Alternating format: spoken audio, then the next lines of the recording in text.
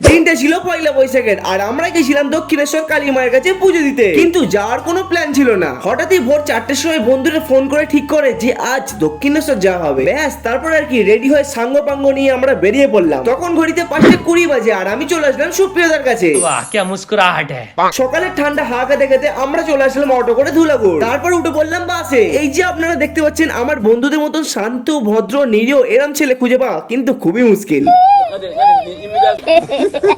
তারপর চলে আসলাম আমরা দক্ষিণেশ্বর আর সবার আগে আমাদের শুদ্ধ হতে হবে, তাই জন্য যেতে হবে ঘাটে। স্নান করে রেডি হয়ে ডালা নিয়ে আমরা পুজো দেওয়ার লাইনে দাঁড়িয়ে পড়লাম। মায়ের কাছে পুজো দিয়ে আমরা চলে গেছিলাম আদ্যাপীঠ। দুপুরে এখানে ভোগ খাওয়ায়, তাই 60 টাকার এই কুপন নিয়ে কিছুক্ষণ লাইনে দাঁড়িয়ে তারপর খেতে বসলাম। প্রতিটি খাবারই খুব সুন্দর খেতে ছিল। খাওয়া দাওয়া শেষ করে আমরা বেরিয়ে পড়লাম বাড়ি যাওয়ার উদ্দেশ্যে। আর এরা কেন এত শান্ত ছেলে আমি মোটেও বুঝি না ভাই, কিন্তু অনিশ এখানে একা একা বসে কি ভাবছে। বসে বসে ভাবি আমি সারাদিন বাইগান